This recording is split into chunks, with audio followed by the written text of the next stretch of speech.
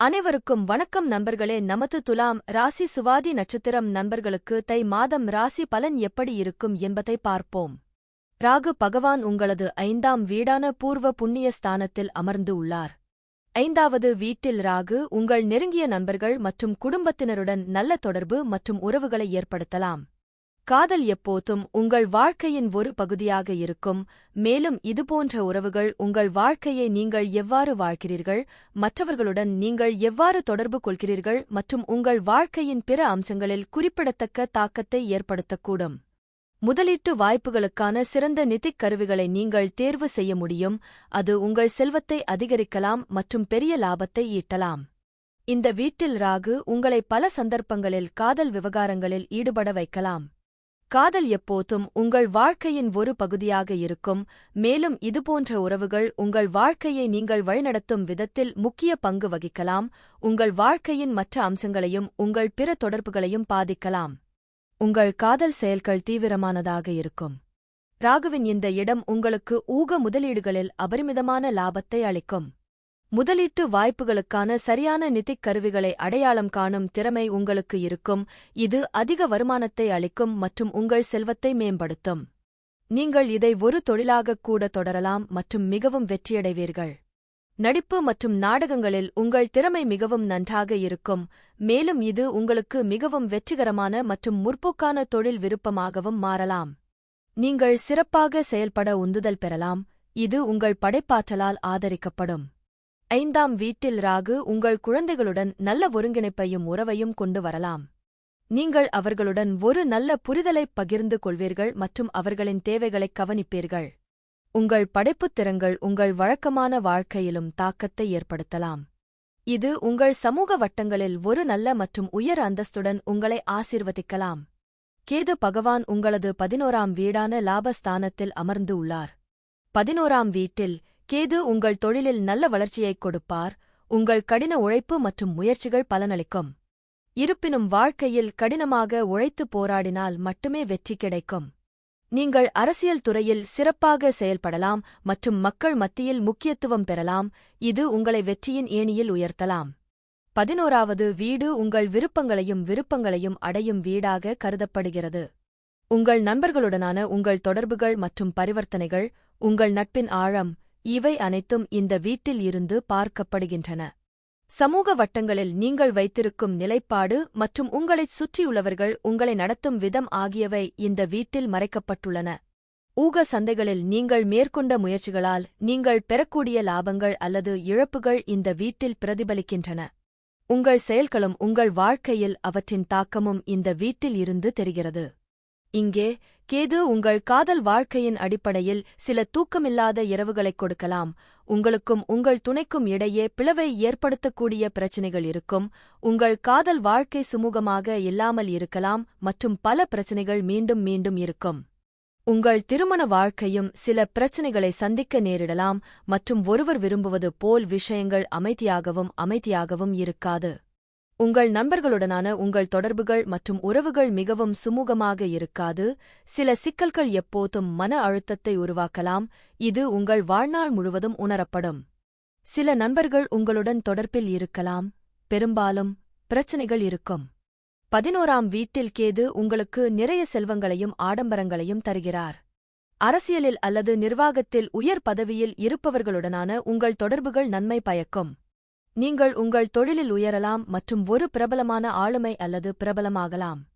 6ஆம் வீட்டில் சனி பொதுவாக ஒரு வலுவான மற்றும் நேர்மறையான நிலையாகக் கருதப்படுகிறது.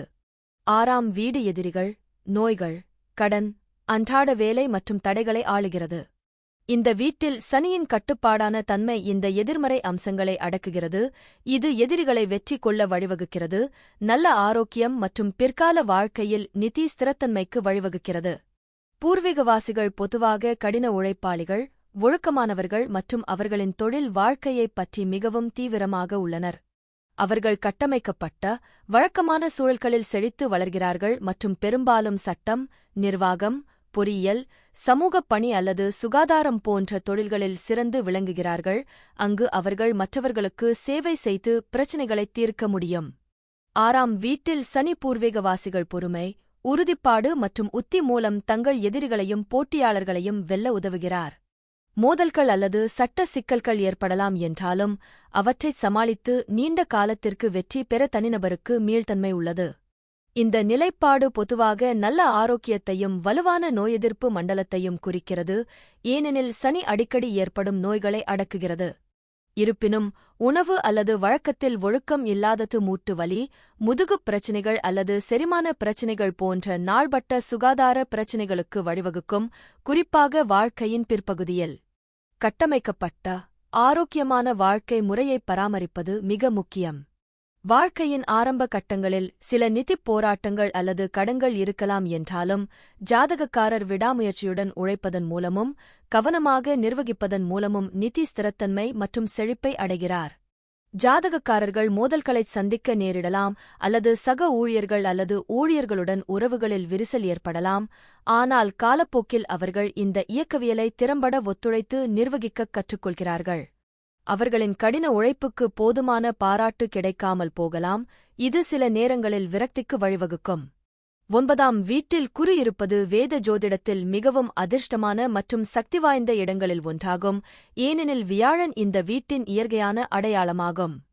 9ஆம் வீடு அதிர்ஷ்டம், உயர்கல்வி, ஆன்மீகம், மதம் மற்றும் தந்தையை ஆளுகிறது.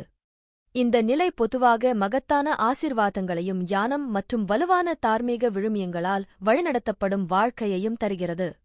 இது அதிர்ஷ்ட வீடு என்று கருதப்படுகிறது, மேலும் இங்கு வியாழனின் இருப்பு தெய்வீக பாதுகாப்பையும் வாழ்நாள் முழுவதும் தடையற்ற ஆசீர்வாதங்களையும் உறுதி செய்கிறது. பூர்வீகவாசிகள் பெரும்பாலும் சரியான நேரத்தில் சரியான இடத்தில் தங்களைக் காண்கிறார்கள். உயர் படிப்பு, தத்துவம், சட்டம், மதம் மற்றும் ஆன்மீக அறிவு ஆகியவற்றில் வலுவான நாட்டம் உள்ளது. அந்த நபர் வாழ்நாள் முழுவதும் கற்றவர், பெரும்பாலும் உயர் கல்வி கற்றவர், மதிக்கப்படுபவர் மற்றும் அறிவுள்ளவராக மாறுகிறார். ஒரு ஆசிரியர், பேராசிரியர் அல்லது ஆன்மீக வழிகாட்டியாக மாற வாய்ப்புள்ளது. பூர்வீகவாசி ஆழ்ந்த மதம், பக்தி கொண்டவர், மேலும் வலுவான தார்மீக மற்றும் நெறிமுறைக் கொள்கைகளை கடைபிடிக்கிறார்.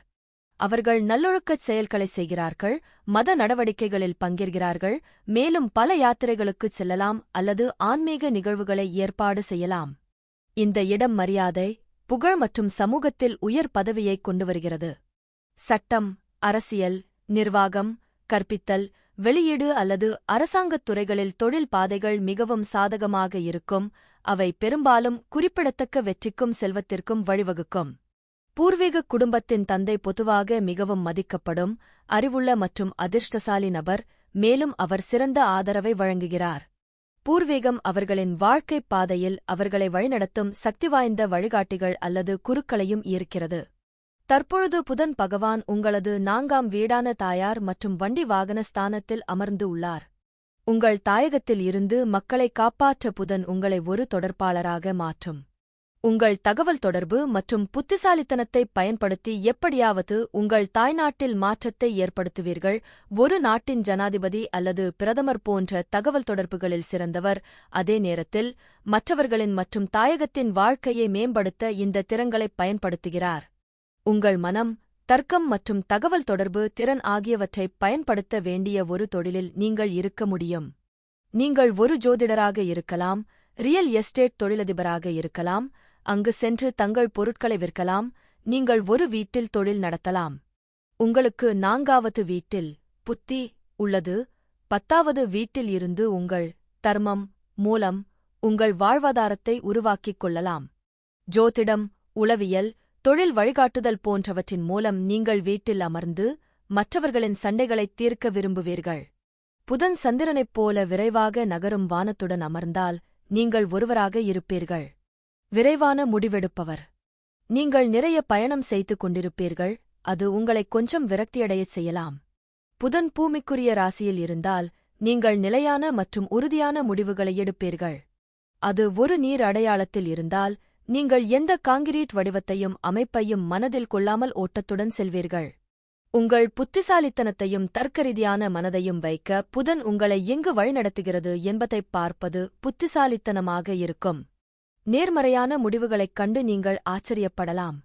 நான்காவது வீட்டில் உள்ள புதன் உங்களை மிகவும் கற்பனை மற்றும் படைப்பாற்றல் மிக்கவராக மாற்றுவார். அவர் அனைத்து வகையான அசாதாரண யோசனைகளையும் திட்டங்களையும் கனவு காண்கிறார். இந்த நிலையில் உள்ள புதன் உங்களுக்கு புகைப்பட நினைவாற்றலை கொடுப்பதால் அனைத்து தகவல்களையும் தக்கவைத்துக் கொள்ள உங்களுக்கு நல்ல நினைவாற்றல் இருக்கும். நல்ல கணிப்புத் திறன்களுடன் கூடிய கூர்மையான மற்றும் தந்திரமான நுண்ணறிவு உங்களிடம் இருக்கும். நீங்கள் உளவியல், வரலாறு மற்றும் அரசியலில் அதிக நாட்டம் கொள்ளலாம். நீங்கள் எப்பொழுதும் புதிய விஷயங்களைக் கற்று ஆராய்வீர்கள், வாழ்க்கையில் வளருவீர்கள். உங்களைப் பொறுத்தவரை உங்கள் கல்வி உங்கள் ஆளுமையில் ஒரு முக்கிய மற்றும் மதிப்புமிக்க இடத்தைப் பிடித்துள்ளது. நான்காம் வீடு குடும்ப வாழ்க்கை, தாய், உணர்ச்சி நிலைத்தன்மை, நில சொத்து, வீடு மற்றும் வாகனங்களுடன் தொடர்புடையது. இந்த வீட்டில் செவ்வாய் கிரகம் ஒரு உக்கிரமான மற்றும் உறுதியான கிரகமாக இருப்பது நேர்மறை மற்றும் சவாலான தாக்கங்களைக் கொண்ட ஒரு மாறும் மற்றும் தீவிரமான ஆற்றலை உருவாக்குகிறது. நான்காம் வீட்டில் செவ்வாய் இருப்பது பெரும்பாலும் செவ்வாய் தோஷம் எனப்படும் ஒரு நிலைக்கு வழிவகுக்கிறது.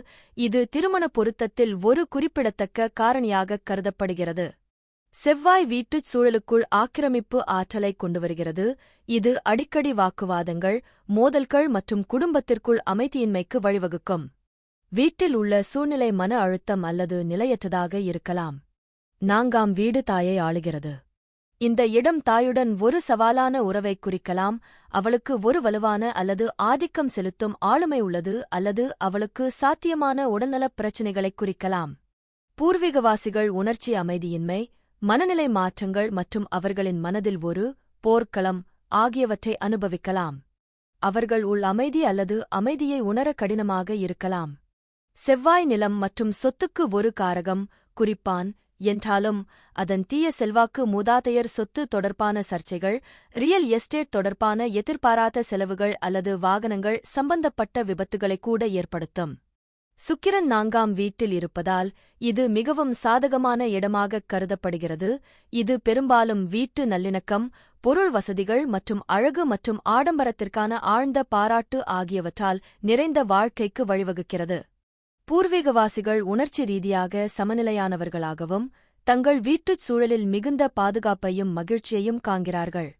வீடு ஒரு சரணாலயம், பெரும்பாலும் அழகாக அலங்கரிக்கப்பட்டு மிகுந்த அமைதி மற்றும் ஆறுதலின் மூலமாகவும் உள்ளது. பூர்வீகவாசிகள் ஒரு சூடான, வரவேற்கத்தக்க சூழ்நிலையை உருவாக்குவதில் மகிழ்ச்சியடைகிறார்கள், மேலும் உள்துறை வடிவமைப்பு, தோட்டக்கலை அல்லது பிற வீடு தொடர்பான கலை முயற்சிகளில் திறமை இருக்கலாம். குடும்பத்துடன், குறிப்பாக தாயுடன் ஒரு வலுவான மற்றும் அன்பான தொடர்பு உள்ளது. அவர்கள் ஒரு வழிகாட்டியாக செயல்படலாம். அந்த நபர் தங்கள் மனைவிக்கு அர்ப்பணிப்புடன் இருக்கிறார் மற்றும் நீண்ட மற்றும் மகிழ்ச்சியான திருமண வாழ்க்கையை அனுபவிக்கிறார். குடும்பக் கூட்டங்கள் முக்கியம், மேலும் பூர்வீகவாசிகள் தங்கள் எதிர்கால மனைவியை குடும்ப தொடர்புகள் மூலமாகவோ அல்லது அவர்களின் சொந்த ஊரிலோ கூட சந்திக்கலாம். இந்த இடம் பூர்வீகவாசிகளுக்கு ஆடம்பரமான வாகனங்கள், ஆபரணங்கள் மற்றும் சொத்து போன்ற பொருள் சொத்துக்களால் ஆசீர்வதிக்கிறது. பரம்பரை அல்லது ரியல் எஸ்டேட்டில் முதலீடுகள் மூலம் செல்வத்தைப் பெறுவதற்கான வலுவான வாய்ப்பு உள்ளது. பூர்வீகம் பொதுவாக கருணை உள்ளம் கொண்டவர், உணர்ச்சிவசப்படுபவர் மற்றும் அவர்களின் ஆசீர்வாதங்களுக்கு மிகவும் நன்றியுள்ளவர். அவர்கள் அமைதியை விரும்புபவர்கள், நேர்த்தியான நடத்தை கொண்டவர்கள், மற்றவர்களுக்கு உதவ பெரும்பாலும் தங்கள் வழியிலிருந்து வெளியேறுவார்கள். இருப்பினும் அவர்கள் தங்கள் சாதனைகளைப் பற்றி பெருமை பேச மாட்டார்கள். அழகு மற்றும் நல்லிணக்கத்தின் மீதான அன்பு கலை, ஏஷன், உள்துறை அலங்காரம் அல்லது நிகழ்வு மேலாண்மை போன்ற துறைகளில் வெற்றிகரமான தொழில்களாக மாறும். இந்த ஜாதகக்காரர் ரியல் எஸ்டேட் அல்லது நிலம் மற்றும் சொத்து தொடர்பான பிற வணிகங்களிலும் வெற்றியைக் காணலாம். தற்பொழுது சூரிய பகவான் உங்களது நான்காம் வீடான தாயார் மற்றும் வண்டி வாகன ஸ்தானத்தில் அமர்ந்து உள்ளார். நான்காம் வீட்டில் சூரியன் உங்களை உங்கள் வீடு மற்றும் குடும்ப உறுப்பினர்களுடன் இணைக்கிறார். உங்கள் வீடு தொடர்பாக உங்கள் ஈகோவைக் காட்ட நீங்கள் எப்போதும் முனைகிறீர்கள். பெரிய வீட்டில் தங்கி சகல சுகபோகங்களையும் அனுபவிப்பீர்கள். உங்கள் வீட்டிற்கான விண்டேஜ் அல்லது அரச அலங்காரத்தை நீங்கள் விரும்பலாம். உங்கள் வீட்டை ஆடம்பரமான முறையில் அலங்கரிப்பதில் நீங்கள் மகிழ்ச்சியடைகிறீர்கள் மற்றும் உங்கள் ஈகோவை திருப்திப்படுத்த அதை வெளிப்படுத்த விரும்புகிறீர்கள். உங்கள் குடும்பத்தில் உங்கள் தந்தையின் பங்கை உங்கள் தாய் வகிப்பார். நான்காவது வீட்டில் சூரியன் இரவு பிறந்த நேரத்தையும் சூரிய ஒளி இல்லாததையும் குறிக்கும். இது உங்கள் வாழ்க்கையில் தந்தையின் ஊட்டச்சத்து குறைபாட்டைக் குறிக்கிறது. உங்கள் பெற்றோர் கண்டிப்புடனும் ஒழுக்கத்துடனும் இருப்பார்கள். இந்த வேலை வாய்ப்பு ஆரம்ப கட்டத்தில் உங்களுக்கு கடினமான வாழ்க்கையை கொடுக்கும், இது உங்கள் இலக்கிலிருந்து உங்களை திசைதிருப்பும். 4ஆம் வீட்டில் சூரியன் மோசமான திசை பலத்தைக் குறிக்கும் என்பதால், சூரியன் உயிர்சக்தி மற்றும் உயிர் சக்தியின் ஆதாரமாக இருப்பதால் உங்களில் குறைவு. எனவே 30களின் மத்தியில் இருந்து வெற்றியை அடைவீர்கள்.